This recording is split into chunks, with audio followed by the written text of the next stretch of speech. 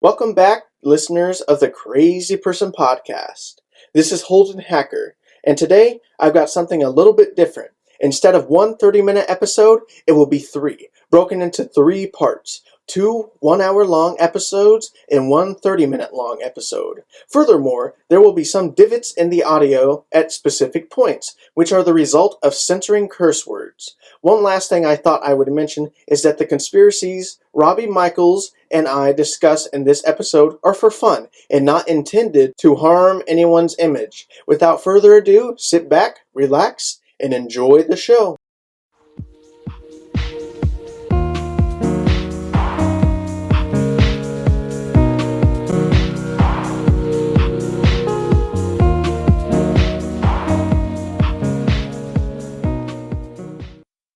Hello, listeners, and welcome back to the Crazy Person Podcast, the show where we venture into the hidden, shadowy corners of the world around us. The parts that don't make it into the headlines, that linger just beneath the surface, and that challenge the stories we've been told. I'm your host, Holden Hacker, and tonight we journey into one of my favorite and yet most unsettling territories. Music conspiracies. Bum, bum, bum. Music, as you know, isn't just entertainment. It's rhythm, melody, and harmony.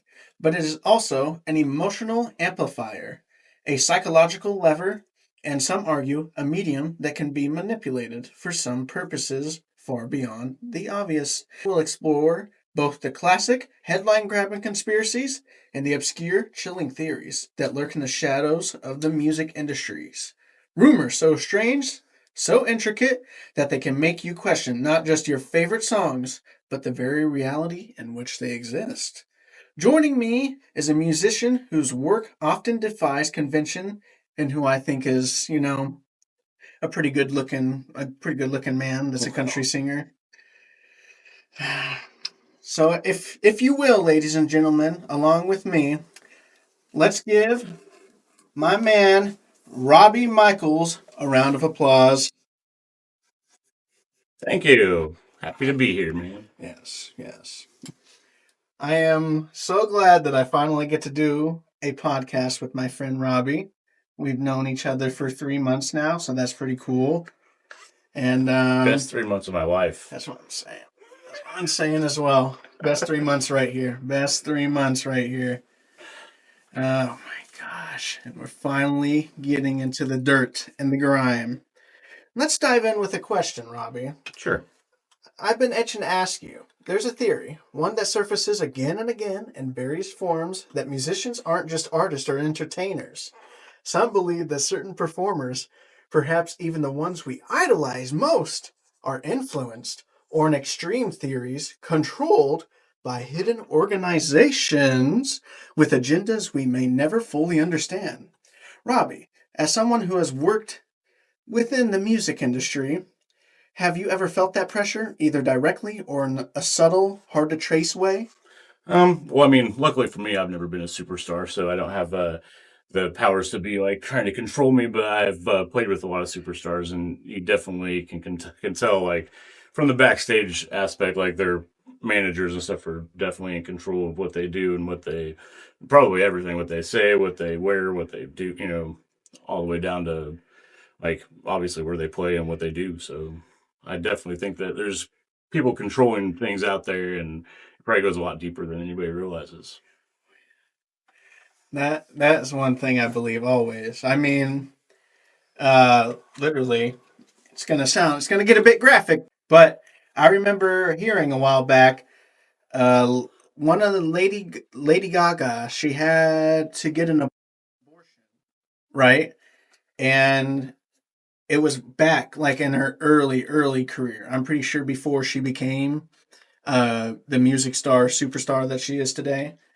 And I remember, like, gosh, I forget the specifics of it, but like her, it in the end, it was ultimately, and everybody knows this now, it was her manager that like got her pregnant, forced her to get an abortion, and forced her not to talk about it. Mhm. But eventually, she gained the strength to come out and speak up against the horrible actions that her manager had enforced upon her. Yeah. which is absolutely crazy. Yeah, and I'm sure that's a common tale in Oh, the yeah. music business too. Like things, maybe not exactly that, but horror stories similar. Oh, you know. yeah. I was saying, not, gosh, I forget. I think it was when, also reminds me of when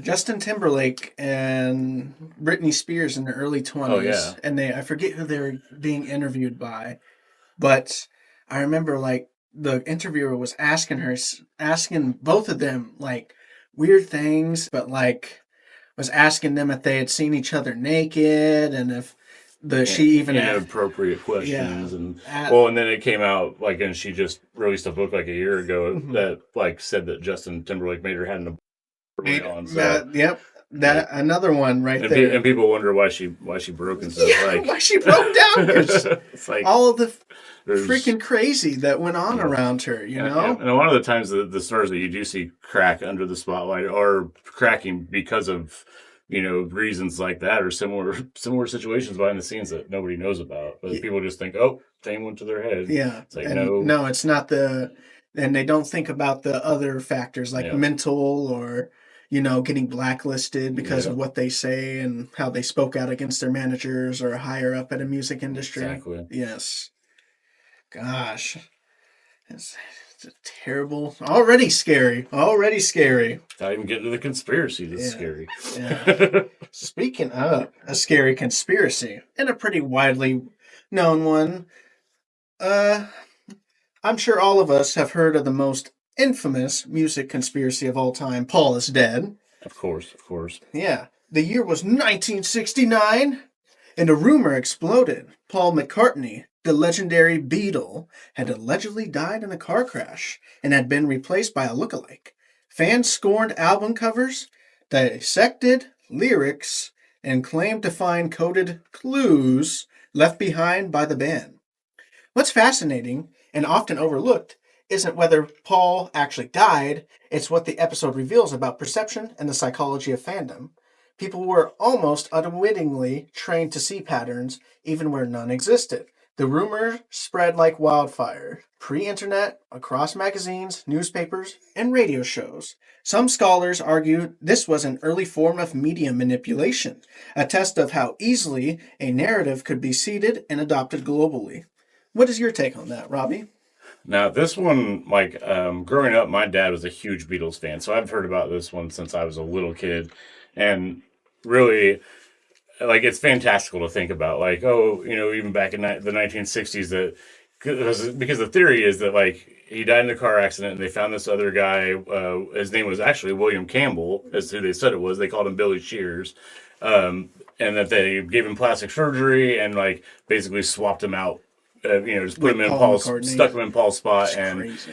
I mean, it's great. It's great to conspiracize about, but like, and I mean, over the years they found, you know, if you look hard enough, you'll find plenty of things that back up whatever you believe. Yeah, even Um, it's which side of the yeah, spectrum. exactly. And I think that there's some great like connections that people have made, like from the Abbey Road cover, where Mm-hmm. like the significance of all the members of the Beatles playing that, and like Yeah. even down to the Volkswagen, they say the license plate in it is Mm-hmm. like a shout out to To late his wife, life. yeah, and stuff. Mm-hmm. So like there's just like a lot. I mean, so there's a lot to go with it, but in reality, if you think about it, in the '60s, did they have the facial construction Yeah. technology to make somebody look like Paul McCartney and to like Yeah. pass him off? And I mean, it's fun to think about. It is. It's really. I love. Gosh, I. This is the reason I am doing all this, and getting specifically chose conspiracy theories as a podcast medium because it's like I want to believe sometimes the fantastical stuff that comes out of people's minds. You I remember specifically, I forget what it was, and I might be wrong or misremembering, but it was like 7 or 8 years ago now, and it was like Christmas time, and I was at my grandparents' house, and I was watching. It was like either the YouTube channel top 15s or yeah, like one of those countdown yeah. channels, and they like did an episode on like music conspiracy theories, Hmm. and they had one where it was like they reversed. I forget the song again, but it was like that. Like Oh, proved that when the you play dead it, man. yeah, when you play it Dead backwards, it man. was man, what was it? I'm so tired. It was what the song's called. Mm, And if you, it's supposedly it's if you like spin the record backwards, backwards. it says what does it say? It says Paul is a dead man. Miss him, miss him, miss him. Missing. And then another one with the same thing where you can Mm, spin it backwards is Revolution 9, where they say it says "Turn me on, dead man, turn turn me me on, on, dead dead man." When you man. spin it backwards, which I don't know. I mean, people could be stretching, but it could Yeah, sound like that. it You could know, you sound don't like know. that. The I forget what is pareidolia. No, not pareidolia. There's like an audio version of it, I'm sure, Yeah. but people can eat like that's part of the that's what kind of where the fantastical like dies out for me is when people like get so Yeah, ingrained that in a they're theory that they're like finding things where "Boop," things aren't really and it's there. like no, you can't really go that far. You got to have tangible evidence that like connects directly Yeah. to it. Yep. But like thinking back to that memory, it was like the Christmas. I'm pretty sure the Christmas tree was still up if it was in January or something like that. Mm-hmm. If it wasn't December, and like when I was playing that, and I was alone, and it was like very haunting vocals and everything, and I was like, Yep. "It's Yep. so You're like scary." maybe they've got something here. Yeah, that was so impressionable. It's almost And embarrassing. another thing that's interesting about the Paul is dead thing, if he would have passed if that really is true and he died, he was 27 at the Yeah. time, which ties in with the other music conspiracy, the 27 Club. Yep. You know, like Morrison and Janis Joplin, Mm-hmm. Hendrix, everybody dying at 27. Yep. So that would have went right in line with it. He might have been the first of the 27 Club, Mm-hmm. really, if it was the 60s. So I don't remember. I say I forget. I wanna. I don't want to doubt you, but I forget the like first. He was like in the blues era, and he was a guitar, and he was like a he was like there's like a whole urban legend. And I feel terrible for not remembering because I love his story, Mhm. but he was like he was terrible at the guitar, right? Oh, And yeah. then a Robert man walked Johnson, I think is his and a name. man walked out of the Yeah. field, and it was Yep. the That's some say it was the the devil. classic crossroads story, like Yep. selling his soul at the Selling crossroads. his Yep. soul at the cross, and then he That- came back a year later, that- and he was Yep, and he's strumming the amazing. strings like no Yep. one had ever heard Is before. that the same guy that like he passed away like short like a couple At years 27? later? Yeah, And I'm died pretty at sure 27. I think he might have Yeah. been the first 27. Yep. I'm pretty sure he was. That's so crazy. I know, like the 27 Club is Yeah, something. there's something we to that will- because I mean the the repetition. repetition of it. It's yeah, like the it's universe is undeniable, speaking. really. Yes. You know? Yes. We're gonna further get into the 27 Club Yeah. later. That's something we're gonna explore because, gosh, that's probably my favorite thing surrounding music conspiracies is the 27 Club. I very much love, like Kurt Cobain. I'm pretty sure he was, and I mean, like he even Yeah. told his friends back in I think it was like Well, middle school or high school that he was gonna die at 27. Like, Yep. like it's crazy. That's another like his death is another big very conspiracy, big and that one I conspiracy. actually feel has some weight to it Oh, yeah. because a real person has come forward and said, "Yeah, I pulled the trigger for Courtney Love." Mhm. Like as somebody like I've watched an interview where someone actually said those words. Yes. So Oh, like yeah. that makes me feel a little stronger Oh, about yeah. it than your average It's Paul very- is dead one. Gosh, it's very much like going into the 90s and the early aughts to the mid to late aughts when Mhm. the internet was first forming and television was mainstream and like you had the web rings and all that Yeah. on the internet. It's like those conspiracies are just I don't ever Yeah. think we're ever going to get to that level of those types of conspiracies because it No, I just don't felt think like so everything either. at the time Yep. was very much a conspiracy. And that Yeah. that's the Kurt Cobain one is one that I believe where it's like, yeah, I believe that he could have been killed for very nefarious purposes. Yeah, very, very like personal reasons. Oh, I'm yeah. sure, like to the relationship and stuff. You know, Oh yeah. I think that Courtney Love was probably not a very good person. She never came off as a good person to me. No, So she did not. No, you're very much right. You're very much right, Robbie. She was a very very bad person when it comes down to things. You know what? We better go back to the Paul is dead before we jump the train. You Yeah. know? It's a map, a mystery. Sometimes a warning going into the Paul is dead theory. You know, some of the most cited evidence comes from the Beatles' own recordings, play certain backwards tracks, as we mentioned. The theory goes you can hear Paul saying he's dead, or worse, pleading for the truth to be understood. Album artwork, too, has been dissected for the meaning. Consider Abbey Road, as you said. The band crossing the street is allegedly a symbolic funeral procession. John Lennon in white represents a preacher. Ringo Starr in black is the undertaker. George Harrison in denim is the gravedigger. And Paul barefoot is out of step, is the corpse itself. Therein lies the enduring power of this story. The theory doesn't just invite speculation, it invites participation. Fans become detectives, even though sometimes they can get a little fantastical, examining every lyric and photo and sound for hidden significance. So, I guess at the end of the day, I want to believe that one, but like literally looking at the Abbey Road cover art and like having done research and read that, and seeing people get really, really fantastical about what I literally just read. Freaking gosh, what? Freaking Ringo being the Undertaker, John Lennon being the funeral procession. It's like that stuff. That's when it like gets out there, and that's just like hearsay. Give people enough time, they can assign meaning to anything. So, and it's like it just takes away from it, and that's no fun because when I come looking for conspiracy theories, I want tangible evidence. Yeah, as I said, and I want to believe the world is more fantastical than I've let on. But like when you get to that, people they get really, really out there and really, really crazy. Yep.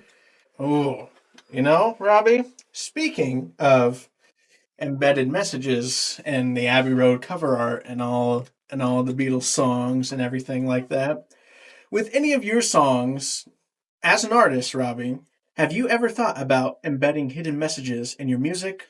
Something that only the most attentive listeners can decipher? I mean, I haven't really. I've put like messages that are personal to me that maybe people would understand in songs, lines that that I relate to more than anyone else would.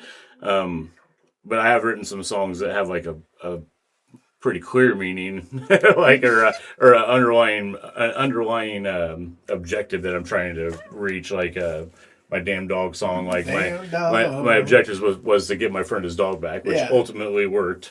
So like, see, I never knew that. Yeah. I never knew the outcome to that story. Yep, we played it. We played that at a festival, the Big Country Blast, I think it was in Des Moines, like years and years ago, and his ex-girlfriend and her friends were in the crowd, and we played the song, and I told the story, and just like I normally do, and her friends in the crowd were like, "Oh my goodness, is this song about you?" And she was very upset, and he had a message by the time we got off stage, he had a text message on his phone, and she's like, "You can come get your dog." That's amazing. That's amazing. Yep. Yes. So, gosh, hey, I don't know if I can spoil the surprise that'll be coming out with that song eventually here at William Penn. Go right ahead, man. But it was fun, It's fun learning that, and then eventually going to be creating a music video. Yes, Holden actually wrote the script for the music video that will be being filmed soon. So. I really tried. Speaking of the word fantastical, I got a little fantastical with the first draft of the script, but I had to dial it back in because we couldn't make cat or dogs fly. So. Yeah. Okay, I pull up. Couldn't make them fly. Even though I wanted to see. It's just gonna make me sound like a freaking animal abuser. But I wanted to have a shot of a dog flying of a dog flying through the air. Puppet, I should emphasize. Yes, puppet, we're going to use a puppet. Puppet, I should emphasize. Before I get impaled by internet pitchforks. Gosh, but I'm glad to have learned the outcome of that song. Yeah, because I know No conspiracy, but it's entertaining. It's entertaining to know. Even just hearing the stories about some songs, like where they come from. Gosh, I shouldn't probably mention this one, but Stinkfist by Tool. that song that I remember. I think you probably put that together. Yeah. Yeah, you might have all put that together already, and I remember reading like comments about people or like articles and stuff like that about people asking them like, is there a deeper meaning to it than just Stinkfist? And they're like, no, it's just Stinkfist. It's straightforward. It's pretty straightforward. It's a Stinkfist, everybody. You came for what you got what you got. There's no deeper meaning. You know what? Since we got the Paul is dead theory out of the way, we might as well move on to the Illuminati in music. Dun, dun, dun.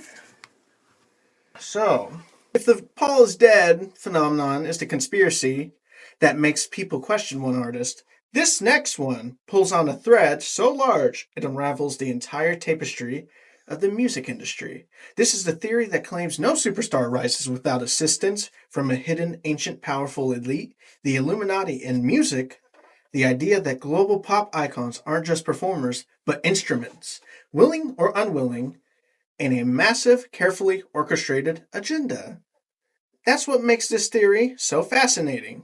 The Illuminati mythos isn't built on a single clue, it's built on patterns, or what people perceive as patterns. Think of Jay-Z's Rockefeller diamond design.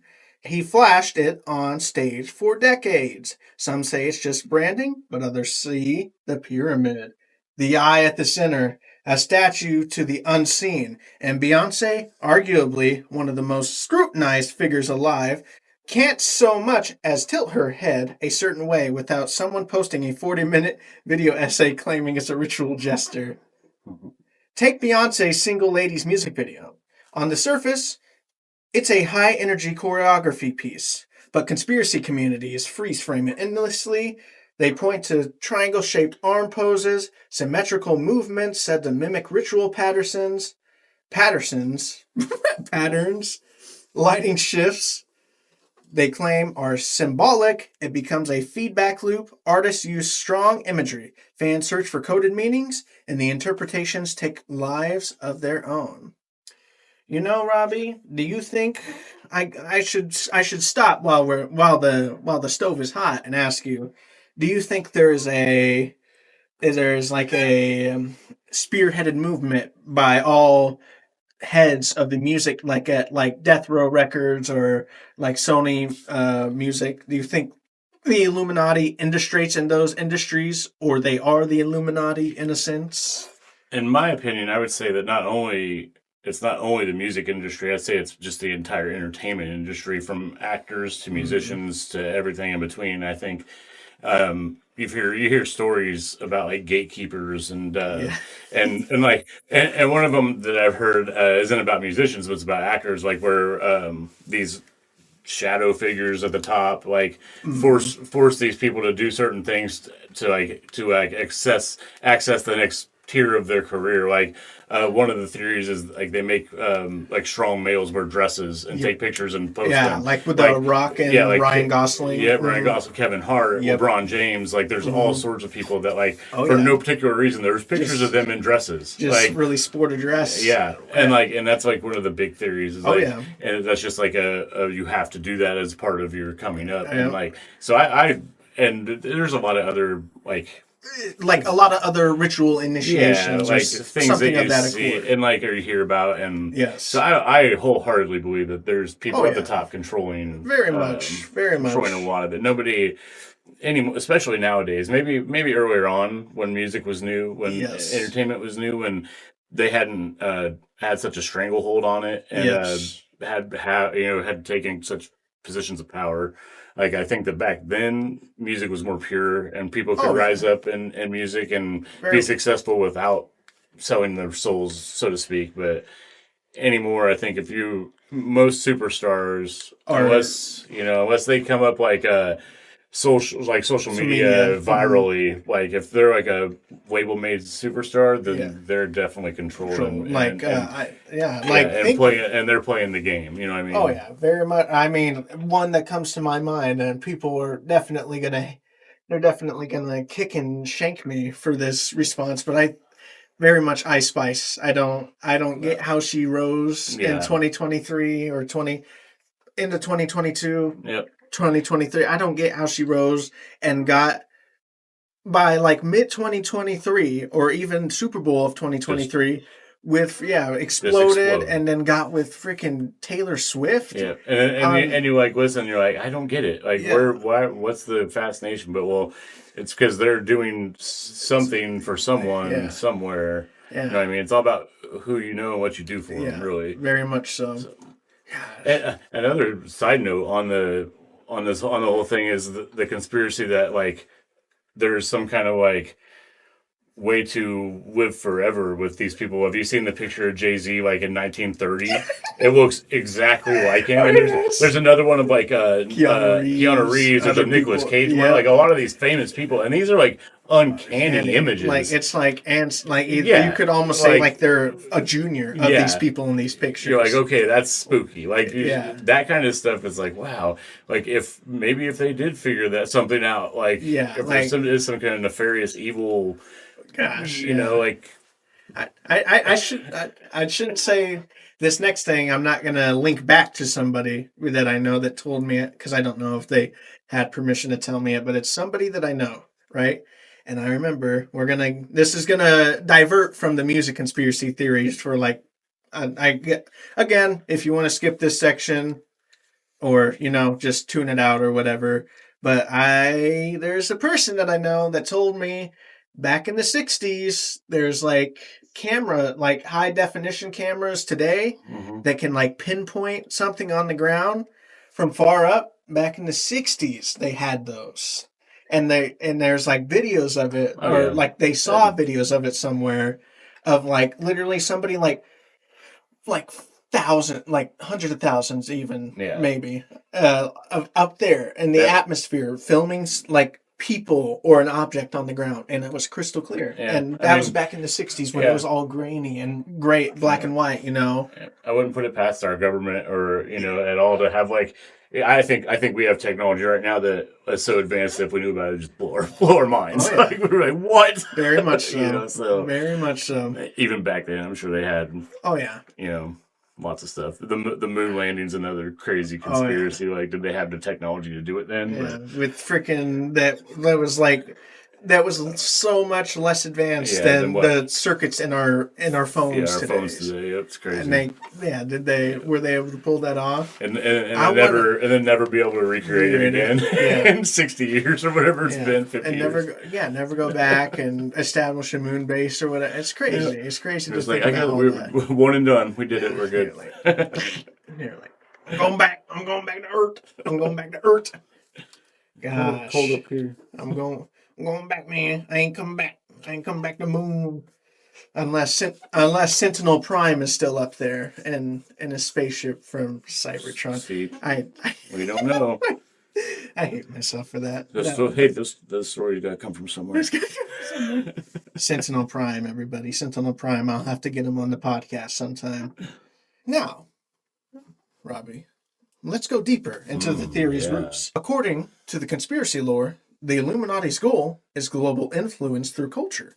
Music is one of the fastest ways to shape public perception. It slips past conscious defenses. A melody can lodge itself in your head for days. A music video can reach billions in hours. Symbolism embedded with those mediums, whether intentional or not, can spread ideas on massive level. And to that is very much true. I mean, I don't know if you've ever heard, and gosh, I shouldn't keep saying this, but we're going to diverge again. But it also relates in a way.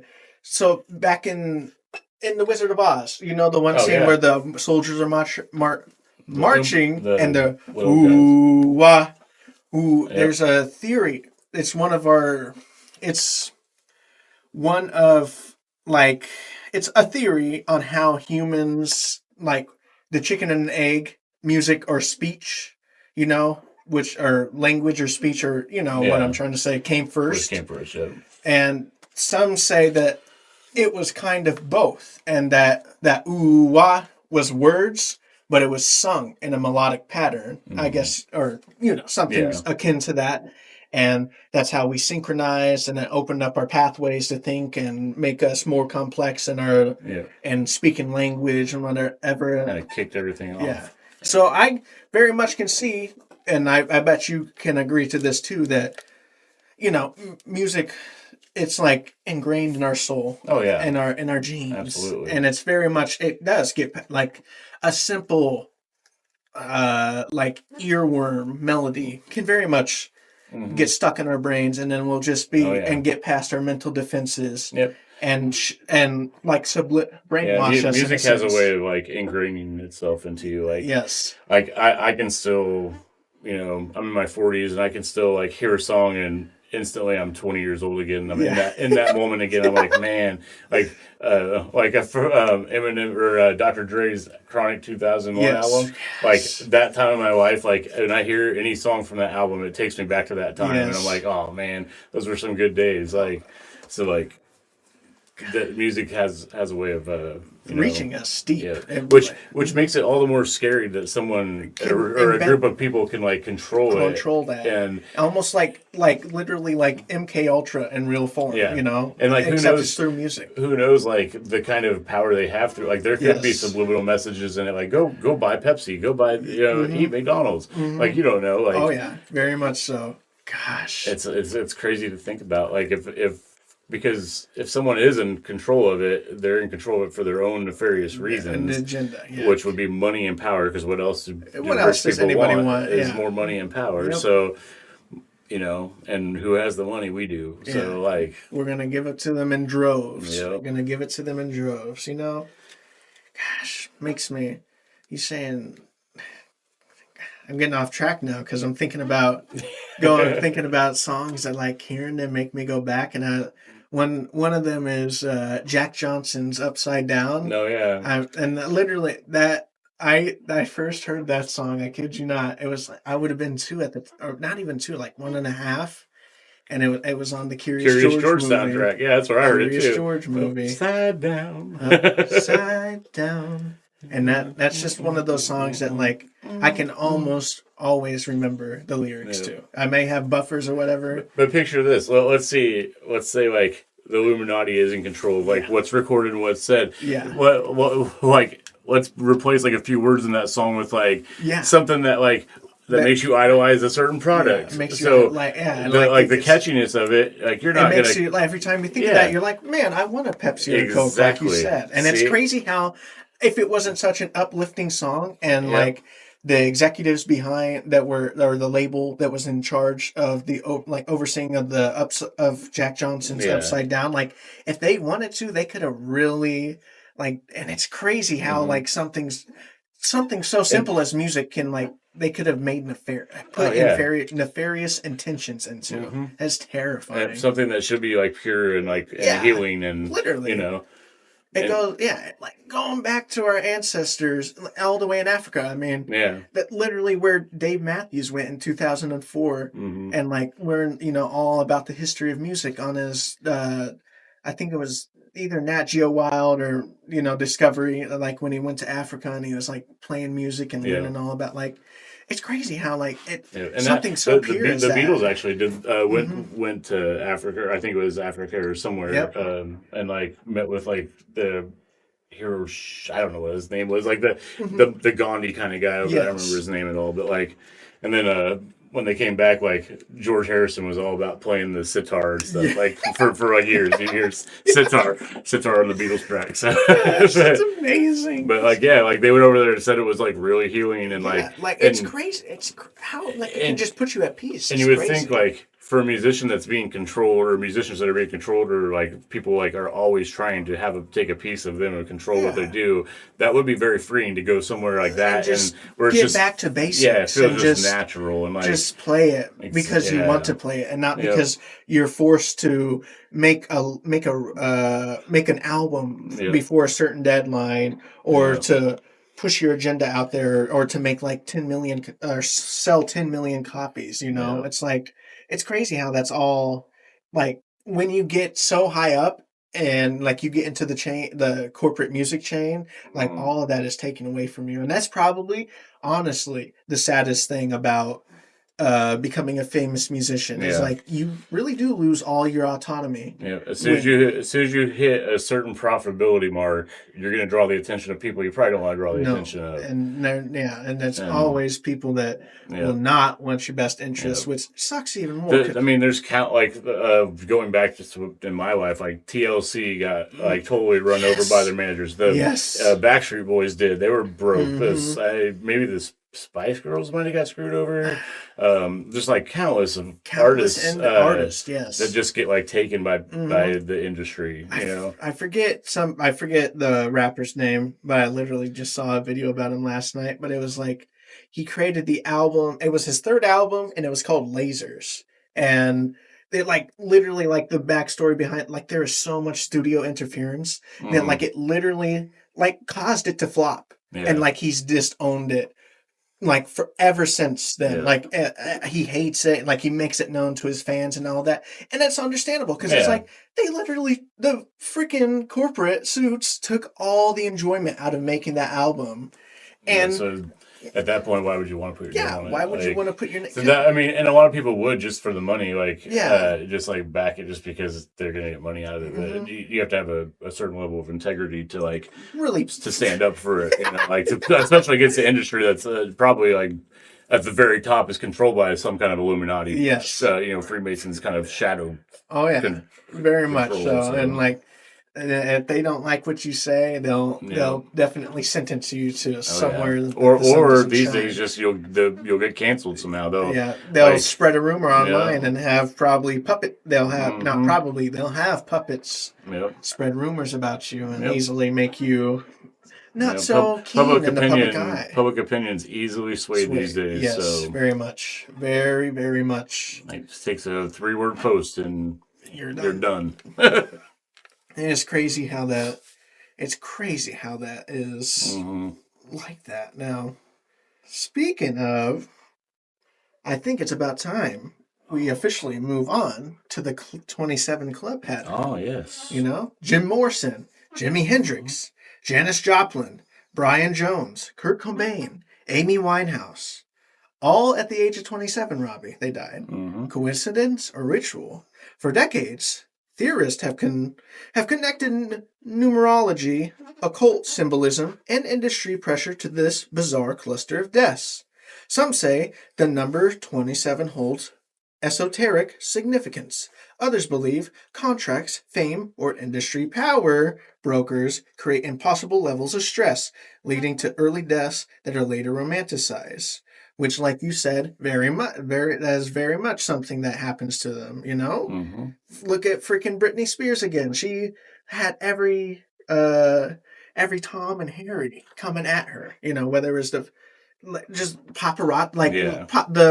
I think it was 2008, right? And it was like either her first or second child that she was carrying, and the freaking paparazzi like swarmed her and almost made her drop her child. Oh And yeah. it's like it's crazy that how the stress, if not literally rituals or whatever, just the stress of the fame can literally cause you to break. Yeah. I mean, look at Tupac Shakur. September 7th, 1996, Las Vegas, a drive-by shooting. Tupac Shakur, 25 years old.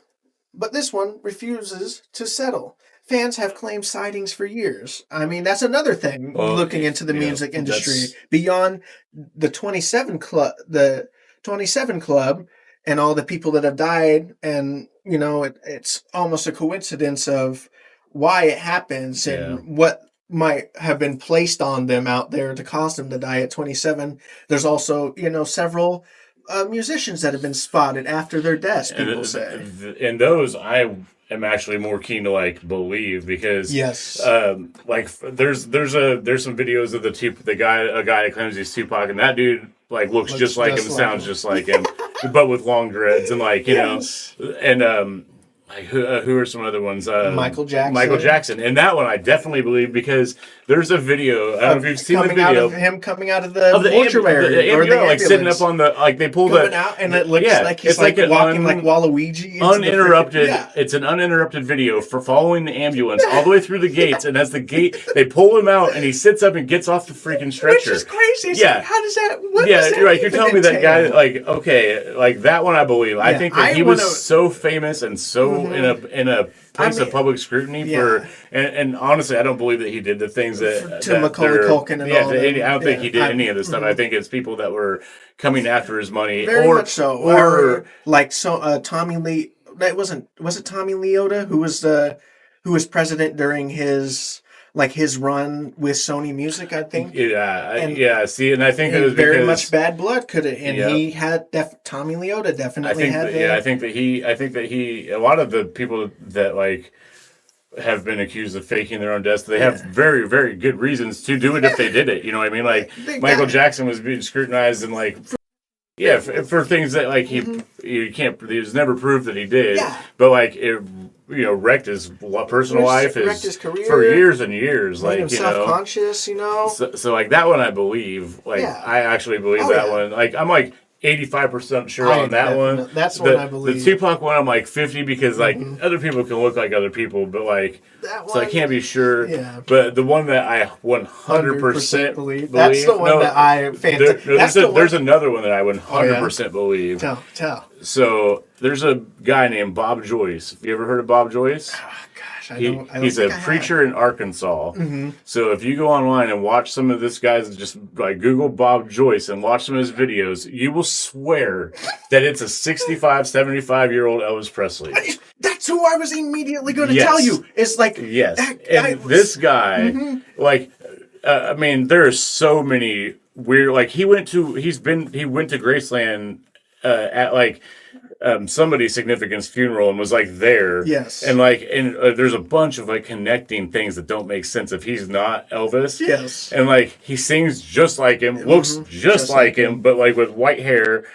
And like, like, I wholeheartedly believe that dude is Elvis, and he's still alive. He just like wanted out of the spotlight and out of the life, and like, and who knows, like, Elvis's story is so strange anyway, because he went to like Nixon and asked to be made like a secret federal agent or something, and Elvis was out there, so crazy. And I then, really believe that one. literally building off of that one, I might be talking. I guess I first should go with the lesser fun thing out of the two. I mean, literally when I forget who the there's like a show, right? And I forget where it was, but it was like associated with Elvis somehow. And literally people like say that like there's this one scene in the show, and it's about Elvis, or like it's like there's blinds to the left, like the camera is at an angle in the room, and there's blinds on the left side, and like you see a figure like Elvis that walks by, and it literally looks like him through the shades. Yeah. And then building on that, like some of Elvis's friends that carried his casket. Like they said, like they got close to him, like, to pay their respects and, hug him and tell him stuff.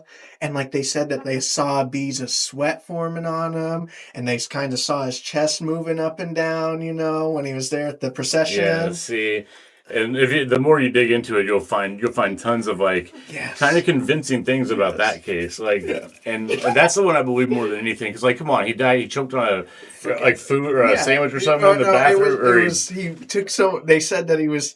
I forget what it was. He died on the toilet because he like hadn't had a bowel movement in like 3 months because he was taking so much. Yeah. And like they said that he died on the toilet. Yeah. Well, like honestly, like if you look at the videos of him towards the end, anyway, like if he did, like, man, like I hope that if he didn't die, like that his life got significantly better after that because he looked awful. Terrible. Yeah, he had weight gain and all that. And like you know? he had to have been miserable. I mean, like I could see it. I could see it. I don't want to say I could see it, but I could see Elvis playing the part of like purposely not having a bowel movement for 3 months. Yeah. And then all of a sudden, freaking dying on quote unquote dying on the toilet, and then getting out of the public eye. But gosh, that guy. I don't know if it's the one that you just spoke about. Mm-hmm. It's so weird that you say that because literally it was either that pastor or preacher or somebody else that was close to Elvis. And this is like the one that gets me every time I think about it because it's like so fantastical, but I want to believe it. But it's literally, Elvis is, there's this like homeless man or somebody that was associated with Elvis or something like that. It might have been the preacher. And after Elvis died, I think it was in 1977 or like the mid to late 70s around there. This guy literally said 50 years from now, I'll tell you, you'll find out what happened to Elvis. And like the guy like would like look like Elvis or something like that. And it could have been the preacher or something like that. Early so on. that one like very like that one always gets my mind. The same. There's also a video of Bob Joyce, the same guy. Like he gives a sermon and stuff. There's a video of him slipping up and saying, and like he's like, and the Lord talked to me. He's like, the Lord said, "Come on, Elvis, you got to do it." Like, but it was real quick. Like if you could hear it though, he referred to himself as Elvis. It's like, oh, and then like he just brushed right over it and kept going. Yeah, and he's like, there's like countless videos of him addressing like, I'm not Elvis. Like, well, that's what Elvis would say if he was hiding out for 50 years, you know. And like there's a proof of him like meeting with like his ex like Priscilla and stuff, you know, back in the day. Yep. Like there's so much evidence for that one. See, that's that and Michael, and then also with back to Michael Jackson. Yeah. It's gonna sound disrespectful what I'm gonna say next, but there's this guy with that either was associated with Elvis or not Elvis with Michael, and that like looked like Michael with like heavy prosthetics, like. And I think that's what I was trying to get at with the homeless. When I said homeless guy, it was like somebody that looked like Elvis with prosthetics, kind of like that with Michael. And like he said in several interviews, and he's disfigured, and that was he was on Larry King. Yeah, that was the guy that came on Larry King, and said he was Michael's best friend since the beginning. But like he looks like Michael, he said that he had burn. He claimed he was a burn victim, and like but he like looked like Michael. Sounded like him, had his mannerisms, everything. Yeah. Yep. And it's like those two. I like. I don't know if it's really connected, but have you heard the video? There's like a very like provable conspiracy that Michael Jackson, the way he talked, like the feminine, it was all fake. Oh yeah. And like there's a video of him like talking in his deep voice. Oh, yeah. Like I forget. There's like this one. I want to say it was like a WWE game on the Nintendo 64 or something like that. But there's like. Or it was like some fighting game, but like literally in that game, he speaks with like a deep voice. And it's his voice, Yeah, and it's like his it's his real voice, and it's he was always talking like this. Very high, smooth, jazzy voice. And you know the reason like he started doing that is because he hit puberty and they tried to make him young. They tried to chemically. His father did, which is despicable. Joe Jackson was a psycho. That guy was a psycho. Disgusting. Yeah, he was disgusting. See, absolutely crazy. You can kind of understand why you would like want to get away from everything. That's crazy. Yeah. If my parents attempted to chemically me when I was young, I'd have some issues as well. Yeah, some decent resentment. And then like speaking of like not only his parents hated him, but then when Michael started to accrue fame in the 70s and then into the 80s, like the rest of his family abandoned him essentially, and it was crazy. It's like especially like everybody just started to hate him for no reason, you know. That's what like success will get you. Yeah, and just success will get you hated. Everybody will turn on you. They're either going to hate you or they're going to be fake and try to get your money. Yep, very much, very very much. Ooh, this is a fun one, Robbie. This is a fun one. Let's talk about cursed and hexed albums. Now, listeners and Robbie alike, take a breath, because the path we're walking now is darker than anything we've explored so far today. We're entering a chapter of music lore whispered in backroom corners, rehearsal rooms, and late night studio sessions lit only by a single buzzing bulb. A place where creativity crosses into something uncanny, where sound, for reasons unknown, becomes a vessel for misfortune. Today, we're going to talk about cursed album records rumored to bring disaster to those who create them, hear them, or sometimes even think about them too long. Many of these stories sound like folklore, campfire tales passed between musicians to give a chill to a long tour night, but others, well, the coincidence pile up in ways that make superstition feel almost rational. Some albums are said to bring accidents, others illness, others emotional collapse, and a few, those rare infamous few, carry such unsettling histories that people refuse to even keep the vinyl in their homes. You know? I mean, one that immediately comes to my mind is Prince's Black Album, recorded in 1987, printed, pressed, and ready to ship, when suddenly, mere days before its release, Prince demanded the entire distribution be stopped and destroyed. Officially, he said, the album felt dark, that it reflected the worst parts of him, and that it was born of a space he didn't want the world to see, but behind the scenes, a different story circulated. You know? I should ask you, do you think that any albums are cursed? And if so, how do you think it's like, why do you think that they become cursed because the music industry is such a it's been formed into like a vile kind of self sustaining hatred of sorts, do you think? I'd say that like any kind of like curses or anything like that would most of the time I feel like is assigned by like society, like, and for whatever reasons, like the one that springs to the front of my mind is the Led Zeppelin album, or not Led Zeppelin, Leonard Skinner album, where they released the album, and on the album it was like the band and had flames all over it behind them, like there's flames all around them on the front of it, and then 3 days after the album release, they had the plane crash, and all of them but like 3 people died. And the crazy thing about it was the people on the album cover that had flames on them, those are the people that died. It's crazy how they present like they cursed themselves and brought their own brought their own like, deaths into existence. Was it like, you know? was this the universe like putting it out there, or was it just an ironic thing? Ironic twist, you know. I and it's crazy because it didn't necessarily curse the album, and the album is one of the biggest selling albums of all time, probably because they died just after it, released, which usually is how it happens. If an artist dies, the last thing they release is going to explode. Yep. But like, just everything else surrounding it, like, is just crazy. Like, it's just too ironic to be ironic.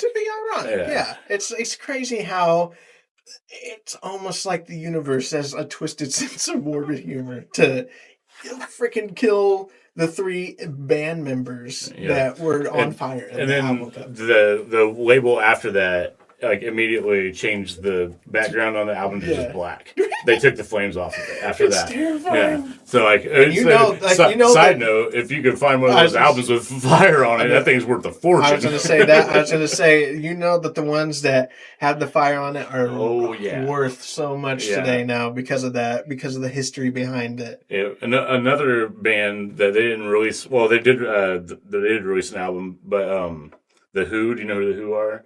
No. They were a band back in like the 60s, 70s. They did like Who Are You? Like, who are you? Who are you? That song. Anyway, they had like, they released an album called Not to Be Taken Away, and then I think it was like a few weeks after that, their drummer died of an overdose. Really? Like, so, like, kind of ironic, he was taken away like 3 weeks later, but his name was Keith Moon. He was kind of a crazy dude anyway. Man. I see. Like, that's happened quite a bit. Like, people passing away right after an album is finished. It's spooky. Yes, indeed. Another one another album that comes to mind, is Iron Maiden's The Number of the Beast. During production, tape machines malfunction. A producer crashed his car hours after playback of the title track. A dog belonging to one of the engineers died mysteriously during mixing week. People chalked it up to coincidence, but the coincidences just kept stacking. And it's crazy, It's almost like the Omen, like Yeah. how the two main actors crashed on the road, and then he looked up at the sign and it said 666.6 miles or whatever. It's like Yeah. it's crazy how stuff like that they create almost is reflected, like Yeah. you said, back onto them, Yeah. and how they die or how they get injured, or how those around them how their loved ones get injured. It's crazy. Yeah, it really is. Another one that stands out for me is the Beach Boys. Are you familiar with the Beach Boys? Oh, yeah. They had Brian Wilson, who was the leader of the Beach Boys. He was working on an album called Smile, which was supposed to be like groundbreaking, the biggest album that they ever put out. It was supposed to just be revolutionary. Well, they worked on it for a long, long time. But while recording the fire section of the Elements Suite, which is a song on there, Wilson insisted that the musicians playing wore fire helmets to like go in line with the the theme of the song or whatever. Yeah. Well, days later, a massive building near the studio burned down, and Brian Wilson, being kind of eccentric anyway, he connected his telling them like to wear fire helmets and stuff as like what triggered the fire. Yeah. He abandoned the project for decades. He shut it down for decades, and this was supposed to be like it was the biggest project. it was like it's gonna be his masterpiece. Yeah. And then he shut it down. He didn't release until like early 2000s, I think. Which is It was so crazy. That's great. Like the fear that like just that he it took could it as an omen, so yeah. he shut it literally, down. Brian and Prince, how like the fear that their own creations installed and like to just shelve that stuff until so that they put everything into it. It's like one little thing. Yeah, it's crazy how like it can like the fear can just monger in your mind and just make you abandon it because of all the bad things that come of it. Another story that's not a conspiracy theory really, but I get a lot of enjoyment out of it is Tom Petty and the Heartbreakers. Yes. Like back in the day, the studio tried to increase their album sales in the stores. Like they tried to like raise the price of his albums without putting it past him. Yep. And so he like said, no, I'm not doing that. And I took him to court. Well, they were trying to he was in the middle of recording Damn the Torpedoes, like one of his most popular albums. And they were trying to take the masters from him. So he took all the masters every night when they were done recording. He would write different names on the masters and give them to somebody and say, take these somewhere. I don't know where you're going. And every night for like 6 months, they did this and hid the masters. So when they asked him in court, where are the tapes? He'd be like, I don't know. And he wasn't lying because he didn't know where they were. No. So he sent it off on a mission on a road trip. And then eventually he won the case and like That's released amazing. it. And, That's absolutely amazing. Yeah, it's so crazy. I love when people have feel so passionate about something that they extreme measures to ensure that their product stays pure to their vision. I mean, when what comes to mind for that, and this is a little off. No, it's on topic. I forget the band's name though, but they're in the 70s and they're like a hippie-ish band, and like I guess they were trying essentially to keep their song pure, but they were like performing a live show, and it was like the down na na na na sun shine and rain da na na na na na. I think it was like Blue. It was something I forget. I should know. Some band, some some song. And they protested because either the manager or like the guy that was hosting the event on television, like had them lip sync to their own song. Oh yeah. And like they couldn't perform it live. So the lady female that was the Mamas and the Papas. There you go. Yeah, she ate a banana. She ate a banana. Yeah, there you go. And it's like I love how when people protest to keep their things pure. My favorite story of like in that realm is the Doors went on Ed Sullivan and they were like, they were doing Light My Fire, and they're like, you can't say Baby We Could Get Much Higher. Like you have to say Baby We Couldn't Get Much something or another. Like wanted them to change the words, and they're like, yeah, sure, we'll do that. And then they went right out there and performed it just like it was written. And like when he said it, you could see him look at the camera like higher, like what, like I just love when they won't be. They did become that's like my favorite thing. That's what artists should be like. Yeah.